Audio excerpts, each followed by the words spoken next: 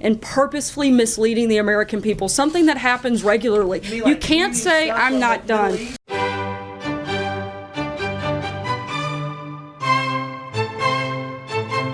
No, we don't have that. I know. On Capitol Hill. No, I get it, but you keep that. I've said it from the day that I got here until whatever, that there is no connection.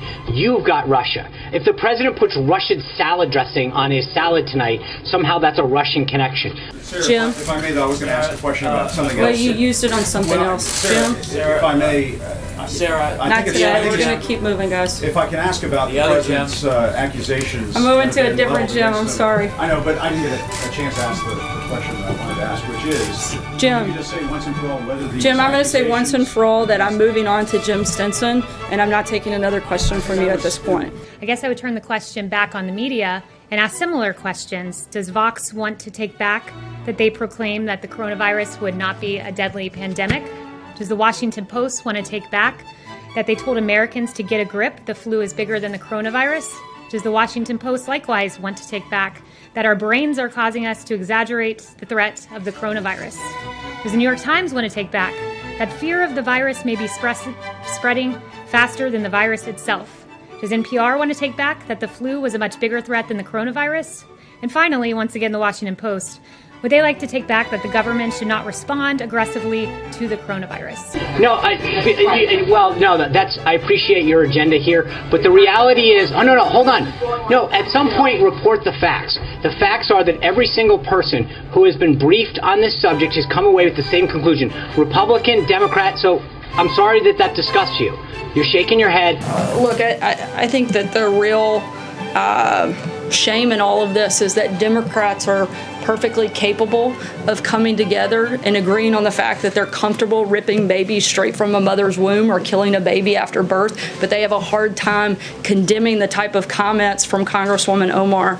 I think that is a great shame. I'm actually not going to read the headlines. So I very quickly came around and supported the president. In fact, CNN hired me. I was on many 8-on-1 panels where I proudly supported this president, who I believe is one of the best presidents, if not the best president this country will ever have. and we just read it out. I mean, I don't, if you have, Throwing big out with the No, battle. what I'm saying Repeal to you right now- Obamacare, no, no. because it's not, It's not you're a saying it's question not of- working, but then why change pre-existing conditions? we're Why? not. No, we're strengthening. I think, look, we have done everything to do to not only strengthen, but to guarantee. The Absolutely. governor can say, here's my waiver and no more Sure you pre-existing can, Jim. I walked conditions. through this, but I think the If we make the slightest mistake, the slightest word is off, it is just an absolute tirade from a lot of people in this room.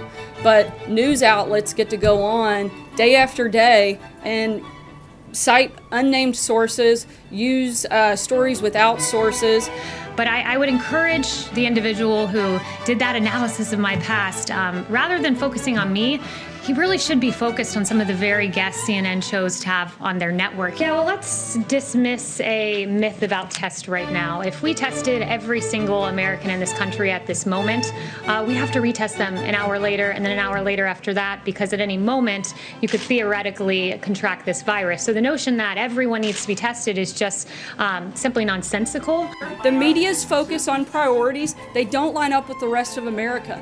Right now, we've got our economy's growing, the stock market's up, unemployment is down, jobs are back, and ISIS is on the run. America is winning, and that's what we'd like to talk about. But you guys constantly ignore that narrative. This president, when faced with this very tough decision to put a pause on the hottest economy in modern history, said American lives matter most. And that's what he did.